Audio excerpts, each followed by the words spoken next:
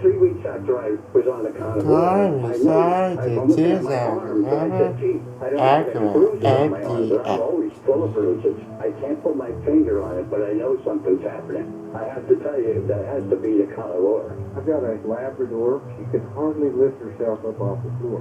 I won't tell you what the veterinarian said, but the treatment was chemotherapy. And I said, no way. That's when I said, you know what, this could be the ticket. So I started administering it, and she took to it right away. In 3 weeks, you could tell she was very alert. 6 weeks into the protocol, she seemed like she was she was going on a 5-mile walk. I was like, my goodness, she is just like prime again. Call 866-836-8735. That's 866-836-8735. Or visit carnivore.com. That's carnivora.com.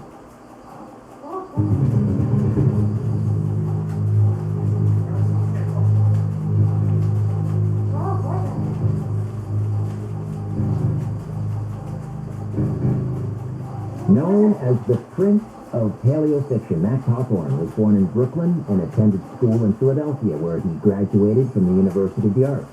He's the author of the award-winning Chronos Rising novel series.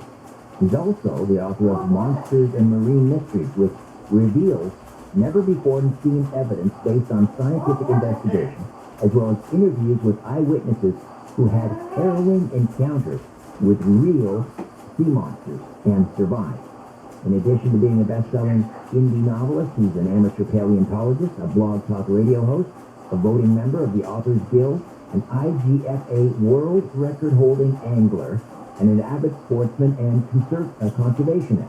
His hobbies include archery, fishing, boating, boxing, and the collection of fossils and antiquities. He lives in the greater Northeast with his wife, daughter, and an enormous Siberian forest cat who, when he's not stalking Max's toes, sleeps on his desk as he writes. And his latest book is in his Chronos Rising series is titled Chronos Rising Purgatory. Max Hawthorne, welcome back to Coast. How are you? I am great, my friend. Thank you so much for having me. It's great to be here. My pleasure. Great to have you back. You and I have talked a number of times, not only on Coast, but elsewhere. And I mean, the comparisons with you, and I hope you don't mind this, but I mean, you know, if someone does it like an elevator pitch, and they say, well, what, you know, explain Max Hawthorne to me, I would say, you know, like Peter Benchley meets Michael Crichton or Michael Crichton. How do you feel about that comparison? Does that sit well with you? I think it's incredibly flattering. You're talking about two of the greatest writers that we've had. I mean, how could anybody go wrong with that? And I think that there's a lot of truth to it, because Benchley was known for having a specialty in the marine terror type novels like Jaws and White Shark and so forth. And Crichton obviously is a legend for his Jurassic Park books and, well, obviously many other novels. And for those not familiar with Chronos Rising, and it's now with Purgatory, that's like 7 books, I think, in the series, right? If we include the prologue, which is Diablo. Yes. Give us the elevator pitch for the Chronos Rising series. Well, the elevator pitch, maybe you could go with like the tagline from book 1, which is, after 65 million years, the world's deadliest predator is back. Like you touched on briefly before, the concept being a realistic explanation that an apex predator from the time of the dinosaurs could still be alive, with an actual population of them today, isolated, however, and then suddenly be let loose on the world. So it's kind of like, the hashtag Jaws meets Jurassic Park. Readers first came out with it in 2014, relative to the book, so that would be the best description right there. And the creature in question, Pliosaur, give us the essential details on the Pliosaur. What was it? What did it look like? How big was it, etc.? Well, Pliosaurs were like, I'll tell you what, Plesiosaur, which everybody thinks of Nessie, the Loch Ness monster. They picture that long neck marine reptile with a turtle-like body and 4 flippers and a short tail. But there were those were piscivores or fishers. The pliosaurs were the large-headed, short-necked version of those that were more like the lions of the sea.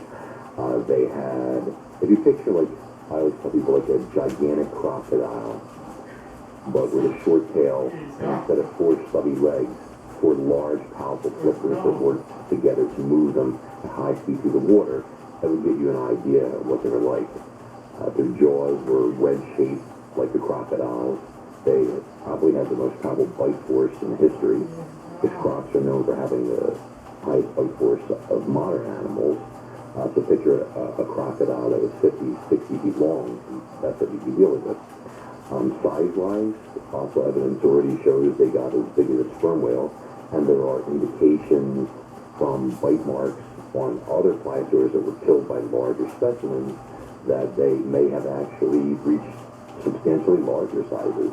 I wouldn't be surprised if they topped 25 meters. Wow. And you have, I mean, you're a paleontologist. You have fossils of is it a plesiosaur or a pliosaur? I have both. In my display case, I have cervical centra. Those are the round disc-like bones of the vertebra, and they indicate that an animal, I would say approximately 52 feet long. I have a series of them all from the same specimen.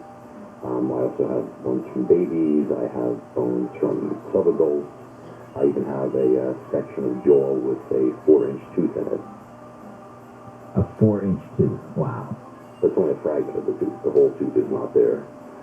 So. And I mean, how many? Do we have any idea how many pliosaurs would have been swimming in the ocean at any given time? Well, they ranged from the Jurassic to the Cretaceous period, a substantial period of time. I would say numbers, there were many different species, most of which are known for only fragmentary remains or even a single fossil, though, which is disheartening. But your best comparison would probably be linking them to modern cetaceans. If we look at the sperm whale, for example, which is an apex predator of today, the ocean, there were, before whaling, 400,000 sperm whales.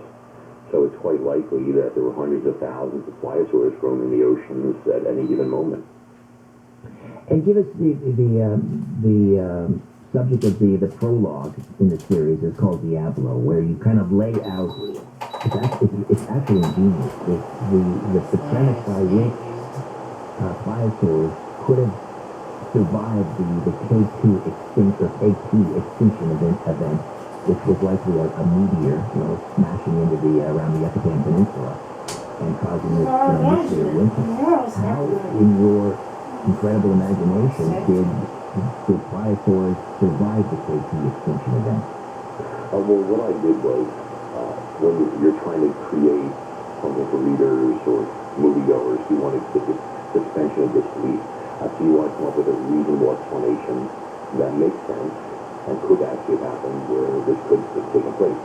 So what I did was, it started off in Cronus Rising, the first novel, where a series of flashback sequences that went back to the very end of the Cretaceous, and then that fast-forwarded into the Diablo novelette. But so basically, I had a pod of these animals and a mating chase going on, where there was an enormous female who was about 80 feet long, being pursued by, I'm not sure, I think there was like 8 or 10 of them, these males called jacks, like fish, or like this.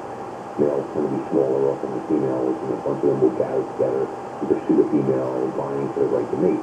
So I upscaled after these pliosaurs, and I had a mating chase going on where the female was being pursued by these males until only one was left, and that strongest one acquired the right to mate, cast on his genes, etc. So what happened is the animals were actually there about 1,000 miles from what would be the Yucatan Peninsula when the asteroid plowed through the atmosphere and smashed into the ground at a steep angle. So they witnessed this devastation, which obviously interrupted their faith, etc. And then they were subjected to the after effects that came from the asteroid strike. Blinding flash, they were temporarily blinded, the shock wave that stunned them, and then, of course, hard on its heels came 1,000-meter tidal waves. So these animals were swept up by this gigantic wave, and nearby them was a caldera. For people that don't know what calderas are, it's a volcano that millions of years earlier has had its entire top 2/3 or so exploded out. So all that remained was like a gigantic bowl-shaped depression in the ground, etc. So this was a marine caldera, this extinct volcano, or dormant volcano, and the tidal wave, which contained all these pliosaurs and an entire ecosystem of prehistoric life, swept them up, swamped the caldera because it was actually taller than the caldera, and kept going, leaving or creating all of a sudden an 8-mile-wide saltwater aquarium. So you've got this entire cretaceous ecosystem of marine reptiles, fish, squids, etc., all imprisoned in this 8-mile-wide, 10,000-foot deep bowl, let's call it. And it works out very nicely because geothermal heating, aka from the volcanic activity, even allowed them to survive a nuclear winter and even ice ages over with ongoing millennia. So it kind of kept them trapped there in their own enclosed world, let's say. And fast forward to the present, the shock skills and fire that produce some animals into the sea, and obviously that's where some flies begin. Right, and there would be more than just, one or two breeding pairs. There would be, I guess, a viable population to keep the species going. So then how do they escape into the Atlantic Ocean?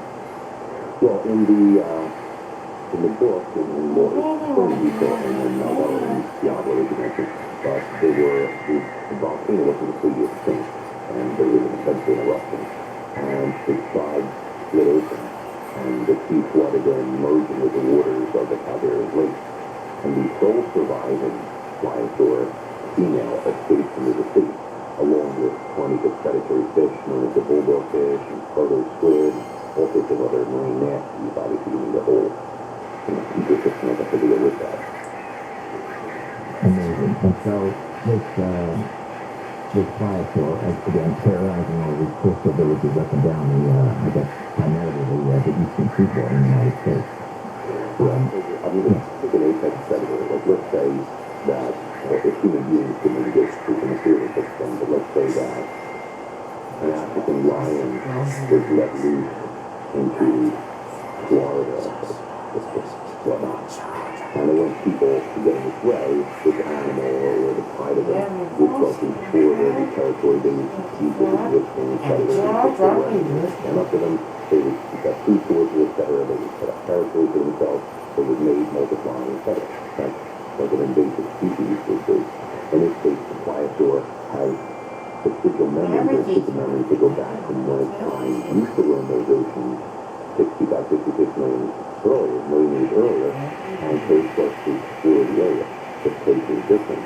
The Western Inland Sea is no longer there. The United States at one point, so it starts to explore, and it starts to set up shop, and it does what it would do. It feeds on whatever comes in its way. It has no fear of people, because it doesn't know what foes are. It's trying to touch with them. Anything that competes with it, like an encounter with a sperm whale, it could attack while the whale is feeding on a giant squid thousands of feet down. It attacked a huge blue whale at one point, and then it comes close to the conflict of human beings, which is the greatest species to rise up and think both, and it becomes a huge unintended problem. I understand that you created this scenario out of your vivid imagination, but is it plausible that pliosaurs could have survived the Kfi extinction event somehow, maybe not in a caldera or some other way, and it still exists? Well, pliosaurs have been extinct for 90 and 91 million years as far as the fossil record goes. But if there were marine reptiles that survived the Kfi extinction, they would have to have some way of surviving everything that's taken place since then. It's possible that they were in the Earth went through a nuclear winter, as you touched on. So that means a large portion of the sea would have frozen, maybe 2 meters thick in temperature or so. That would make it difficult for marine reptiles to rise and breathe, but there obviously may have planetary frozen, and we still have sea turtles, the leather documents that this go way back to that time period. So I don't think it's just a question of it having an environment. I mean, there are in, I think it's in Australia, the species of Jurassic tree called the Wallonie pine, which was the inspiration for the alphabet. It was just a little tiny enclosed valley that had some sort of built-in called climate control since the Jurassic. And these trees, the Wallonie pines, have existed since then. 150 million years or so. So, I mean, it's maybe not the prideful, but I mean, when you see accounts of, Loch Ness Monster or Ogopogo or the Great Lakes, we have Bessie in Lake Erie, we have Campy in Lake Champlain. Do you think that those are some living fossil, or are they sturgeon or eels? What do you think's going on there? I think that in lakes, it's much more likely that you're going to have possibly isolated, very, very huge sturgeons, for example, or Wells catfish, things of that nature. Possibly sometimes still a sea lion, although they're so boisterous on the surface and noisy at times, you would think they would be easily spotted. So I think that's a very, very, very large fish is often the explanation when it comes to lake monsters, okay? But when you get into the ocean where you have millions of cubic miles of water and only 5% of the sea bed that's been explored, it's much, much more likely that you can some sort of holdover, let's say, from a time gone by that's still out there eating out a living and hanging on. All right. We've got about 3 minutes here till the bottom of the hour. Could you get a little sample of the latest installment of Chronos Rising for the time? Sure. On the very beginning? Wherever you'd like to read. Wherever you'd like to read. It would be my pleasure. I'll pull up this chapter 1 of the book. Was dedicated to Gary Castleberry. He passed a few years ago. He was a book that magazine, Great Traveling. Let's see, chapter 1. Let's see my narration goes here. The creatures that didn't die. Big static sword traps rose and fell as he stalked toward it. The smoking, racing defense technologies crossed platforms with the one clawed hand. Before it slipped beyond reach of the flailing hands and feet, his main head cocked to one side. He had to admit he was impressed with the reptilian's tenacity. He turned to the front of the assault rifle to his claymore shortly after the melee began. By his estimate, that was a good 7 minutes ago. So despite hanging suspended in the air all that time, with its static sword put hand to his chest, he stubbornly refused to give up the oath. Actually, that was selling within short. Even mortally wounded, it was still game. Feral eyes ablaze with uttered a non-stop string of adder-like hisses as it alternated lunging at him and clawing at the aged blade that was slowly but surely stopping its flight. When the battle began, they had no time to size up his adversaries. They'd come at him in a rush. Before things pick up again, and as the hyena-like howls echoing in distance for any indication, his restless to be deep. He decided to take a moment to scrutinize one of his opponents. His cobalt eyes narrowed as he studied the enraged reptile. It wasn't quite as big as him, probably was half a head shorter, but at 6'6" and a solid 300 pounds, it was no light weight. Despite being derived from similar stock, its appearance was markedly different. It had an unnatural look to it, as if it had been born prematurely and wasn't quite complete. Max, as I jump in here, we'll take a quick time out. We'll come back and discuss the new book, Chronos Rising Purgatory, and Real-Life Monsters. Max Hawthorne, the BG, How Can You Mend a Broken Heart? It's in the break on Coast to Coast AM.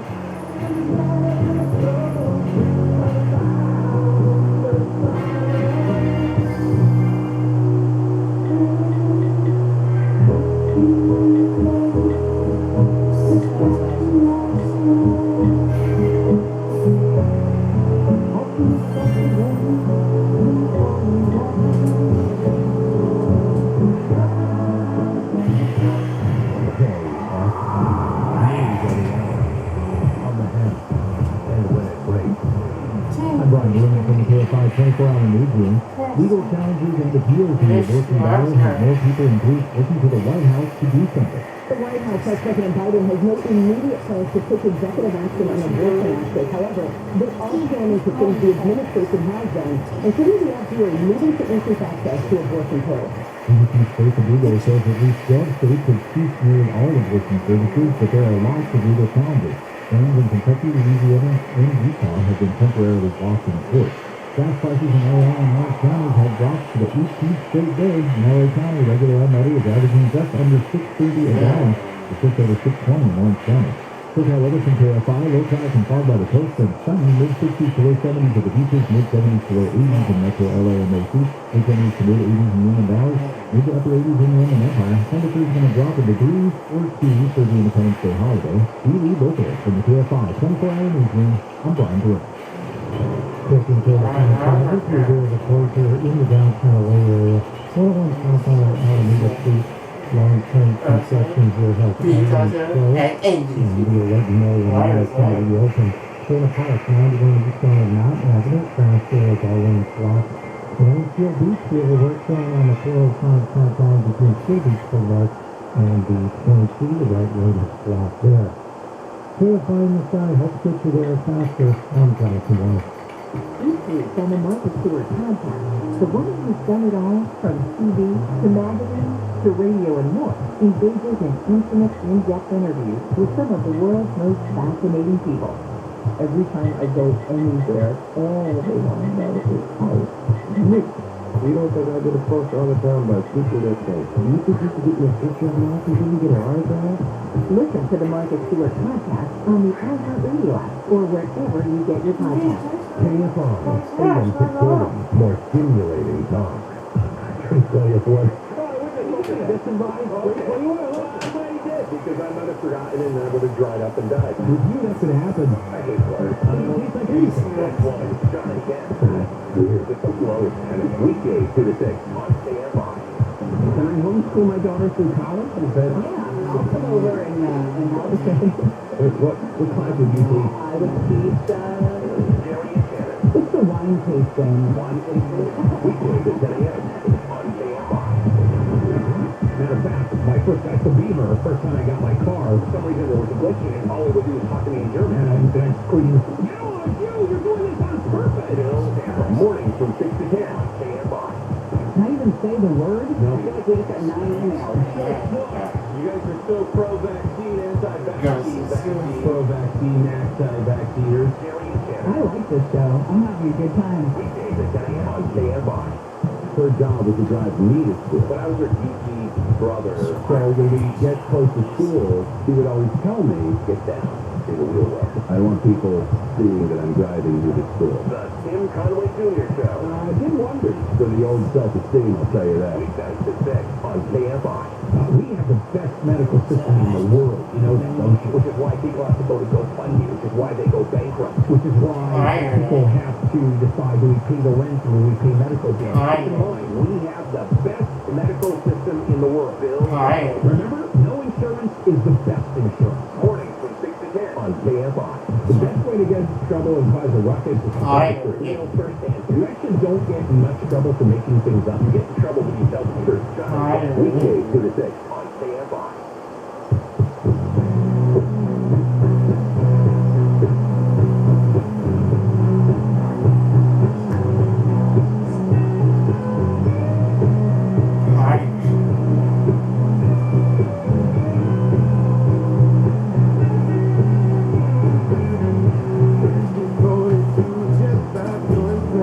I've been down before, riding along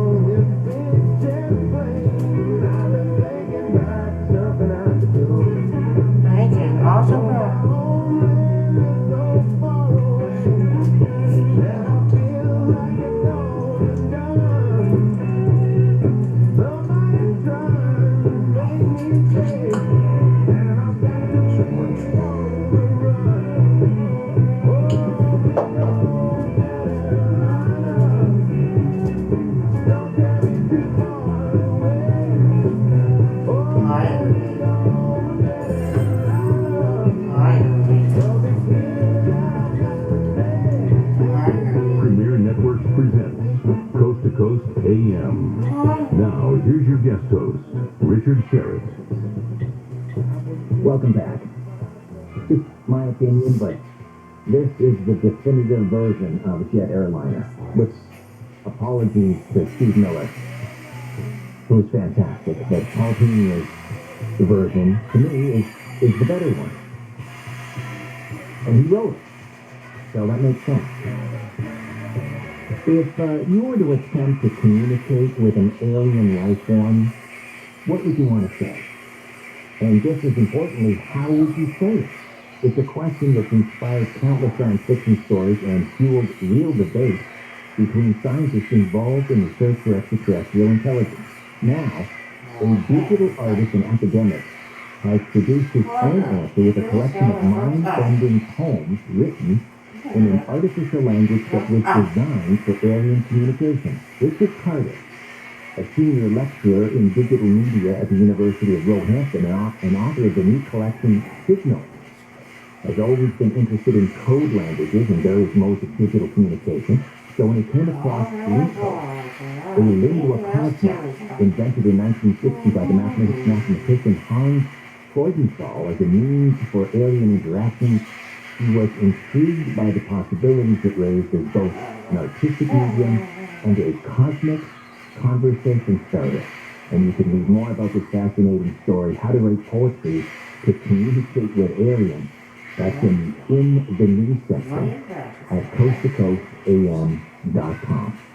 And if you'd like to hear tonight this morning, and you want to find out more or hear more of the sound of me talking, just go to my website, strangeplanet.ca, and you'll find information on my other radio projects, like my weekly syndicated radio program, Richard Sherritt's Strange Planet, my podcast of the same name, my daily afternoon drive home show here in Toronto, and that's the Richard Sherritt Show on Saga 960. I have a free monthly newsletter, a merch shop, a YouTube and a Rumble channel, and it's all under one roof for a convenient one-stop shopping. Just go to strangeplanet.ca, strangeplanet.ca. Back to more of my conversation with the prince of paleofiction, Max Hawthorne. His latest, Chronos Rising, Purgatory, and get this outstanding subtitle, Sun, Sand, and Slaughter. Book your timeshare now. We'll also talk about real live sea monsters. That's all coming up next on Coast to Coast AM.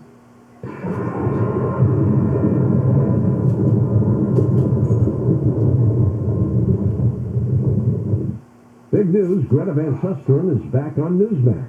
Tune into Newsmax at 6 p.m. Eastern tonight to watch The Record with Greta Van Susteren and get the real news. Plus, check out the new lineup of Rob Schmidt, Eric Boline, and more. Newsmax is on all the major cable systems and streaming platforms, and if they don't carry Newsmax, call them and demand it. And download the free Newsmax app on your phone. Make the switch to Newsmax today. You'll love it. And there's also Newsmax.com. Every search you make, every click you take, they'll be watching you. Tired of companies like Google and Facebook tracking everything you do online? There's actually a simple solution. DuckDuckGo. It's an all-in-one privacy app with a built-in private search engine, web browser, one-click data clearing, email protection, and more. All for free. Download the app today and get the most comprehensive privacy protection with the push of a button. DuckDuckGo. Privacy simplified. My doctor prescribed me Viagra. It wasn't covered by my insurance, so it was costing me like $65 a pill. That's expensive. Over 20 million guys like us use Viagra. Over a certain age, we just need it. I found a way to pay less than $3 a pill and get virtually the same effect of the $65 pill. I heard an ad just like this on the radio, called, and for $99 I got 40 generic versions of the $65 pill. Save yourself money and call right now and get over 40 pills for $99. There's no embarrassment here to use Viagra. If we're over 50, we need it, but not at high prices. Call now with your credit card and get the 40 pill special for just $99.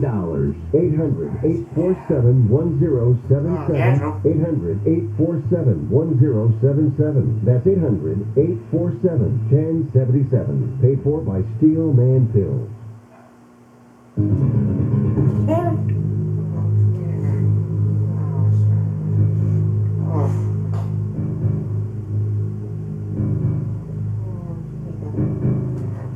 back with Max Hawthorne, a best-selling novelist, amateur paleontologist, and also an IGFA world record-holding angler. Max, what do you hold the world record in for fishing? It's a species of shark that I caught many years ago. And, to be honest, it would be 3. I actually, down in Florida, caught and released what would be the world record nurse shark, and in Montauk, gosh, we're going back almost 30 years ago now. I was out there with a bunch of my friends.